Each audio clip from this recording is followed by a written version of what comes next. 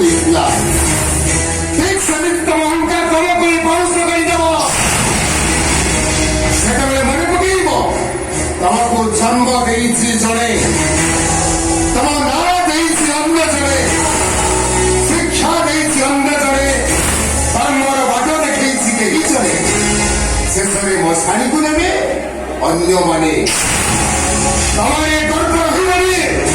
ଚଳିଯିବ ତମେ, ଚଳିଯିବ ତମେ, ଚଳିଯିବ। ଏ ଲୋକ କିଏ? ଲୋକ ଏମିତି କଣ କଥାବାର୍ତ୍ତା କରୁଛୁ ଭାଇ? ଏ ଭିକାରୀଟା ଗଳାରେ ଧକ୍କା ଦେଇ ଗେଟ୍ ବାହାର କରିଦେ।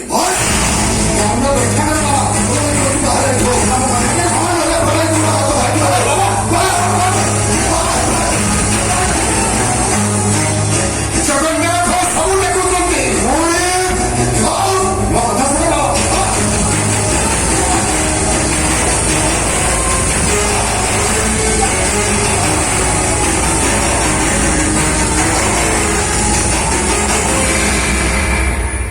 ତମ ଏ କଳ୍ପ ବସନା ସହିବନି। ତମ ଅହଙ୍କାର ଭୂମିତ ହବ। ତମେ ମତେ ନୁହେଁ ଜଗନ୍ନାଥଙ୍କୁ ଅପମାନିତ କରିଛ। ସେଇ ଜଗନ୍ନାଥ ତମକୁ ଦଣ୍ଡ ଦେବେ। ସେଇ ଜଗନ୍ନାଥ ତମକୁ ଦଣ୍ଡ ଦେବେ। ସେଇ ଜଗନ୍ନାଥ ତମକୁ ଦଣ୍ଡ ଦେବେ। ଜଗନ୍ନାଥ ଜଗନ୍ନାଥ ଜଗନ୍ନାଥ ପେଟ ବିଗଡ଼ିଆ ଜଗନ୍ନାଥ ସେ ପୁଣି ଦଣ୍ଡ ଦବ ମତେ।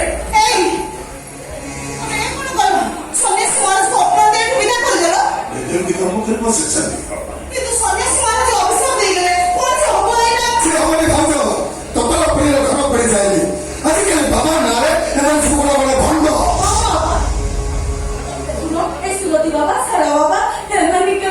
ଲୋକମାନେ ଭଗବାନ ବୋଲି ମାନୁଥିଲେ। ଶୁଣୁଥିଲ ଭାଉଜ ସେ ମୂର୍ଖଟା କେମିତି ଭଗବାନ ପରି କଥାବାର୍ତ୍ତା କରୁଥିଲା। ଧକ୍କା ମାରି ନୁହଁ ବରଂ ସେ ତାର ଗୋଡ଼ ହାତ ଭାଙ୍ଗି ତାର ମେଡିକାଲ ଫୋପାଡ଼ି ଦେବା କଥା। ବାହାର ଲୋକ ଆମ ଘର ଭିତରେ ବସି ମୋ ଭାଇକି ଯାଇଛି ତା କରିଯିବ ଆଉ ମୁଁ ଚୁପଚାପ ଠିଆ ହେଇ ଶୁଣିବି। ମୁଁ ବି କହିବି କୁକୁଡ଼ାର 6ଟା ଗୋଡ଼।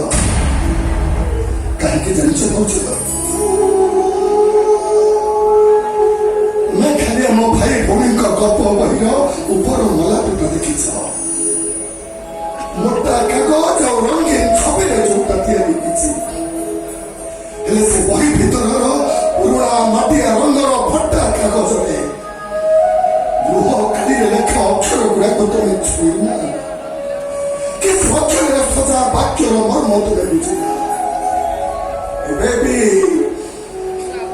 ଯେତେବେଳେ ସେ ଅକ୍ଷର ଗୁଡାକ ହାତ ଧରା ଧରି ହୃଦୟର ମାନସ ପଟ ଭିତରକୁ ବସି ଆସନ୍ତି କୋଉଠି ଥାନ୍ତି କେଜାଣି ଲୁହ ଗୁଡାକ ତକିଆ ଭିଜେଇବା ପରେ ନିଜ ନିଜ ଭିତରେ କମ୍ପିଟିସନ କରନ୍ତି। ଆଜି ବି ସେ କଥା ମନେ ପଡିଗଲେ ମୋ ଛାତି ଭିତରଟା ଥରି ଉଠେ।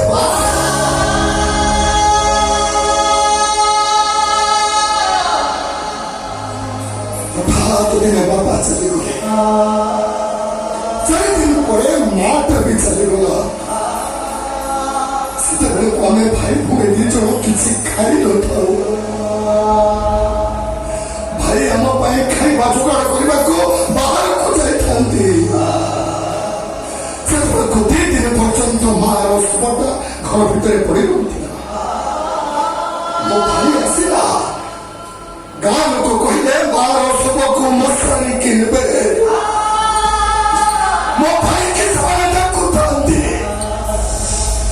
ମୋ ଭାଇ ଶୁଣୁନଥାଏ କି ସେ ଶବ ପାଖକୁ ଯାଉନଥାଏ। କାହିଁକି ମାନସ ମାକୁ ସବୁ ଉଠିଲା ପରେ ଭାଇ କାହିଁକି ଯାଉନଥିଲେ?